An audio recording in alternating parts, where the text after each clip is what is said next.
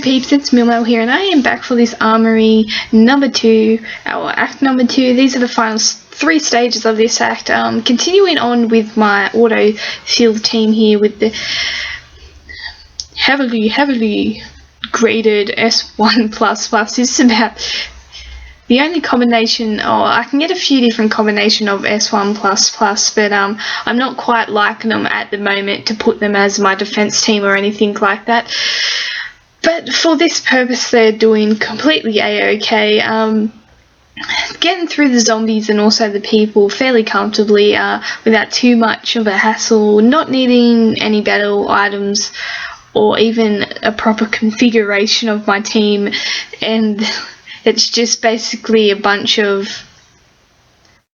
people that have got no real leader skill to bounce off other than Eric and Aaron. They're the only two really benefiting from his leader skill at the moment in this stage. I've been trying to keep up with getting tough allies, but on this occasion I actually picked out Josh, but that is purely so it will help out my Jesus and Morgan, just because they've not been getting any help from any leader skill at the moment. But these guys, like I said, they're getting through it fairly comfortably, doing alright, and we've been getting a few little bits of things for our armory, so parts and things like that for upgrading weapons.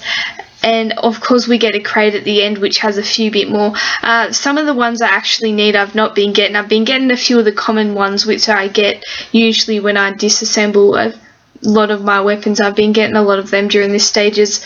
It's a lot of those rarer ones you want to get that they don't seem to pull up, and that's the ones that are either the 3-star ones or some even the 2-star ones are very hard to get.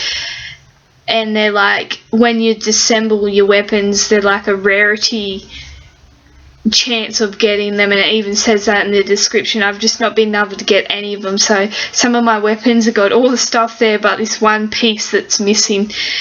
And I was hoping during these stages I'd actually get some of these rarer pieces that I find it hard to get, but it's just been given out all the common ones which you get from not only your uncommon weapons but also your common weapons and your rare weapons.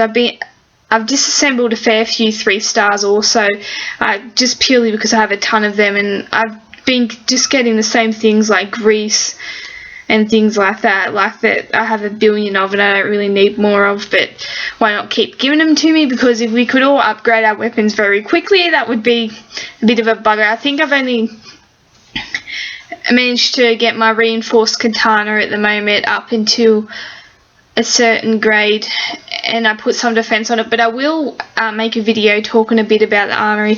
I'm just trying to work it out a bit for myself, if that makes sense. I didn't want to rush one and sort of not know what I'm talking about or not know how to use it, so I've been fiddling around with it and sort of working my way around and seeing how it goes.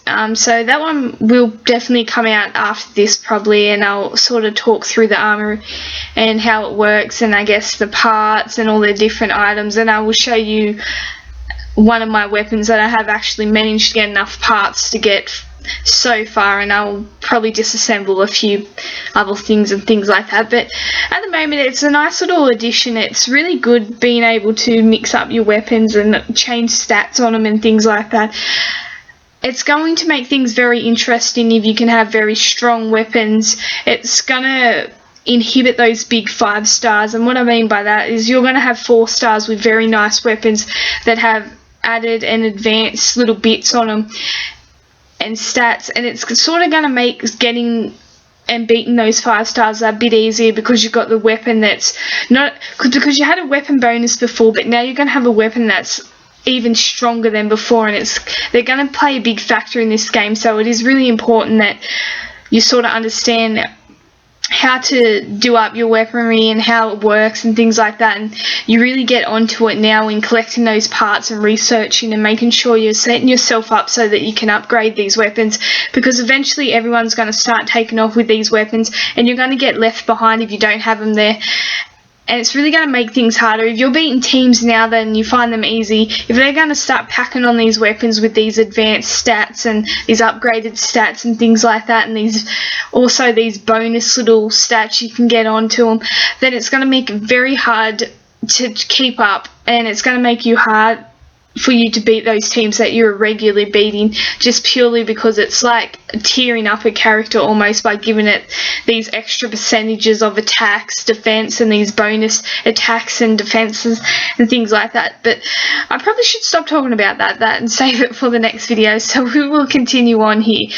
And like I said, all I'm trying to do here is target the opposite traits, so I'm getting maximum impact and get rid of these plays as quick as possible. Someone like Aaron in these lower recommended team grade stages can absolutely kill anything with those multi-hits. Usually he does a nice bit of damage, but it can never really kill him out. But that is that. There's a few things I can get. Probably won't get anything I need, but that's that. Thanks for watching.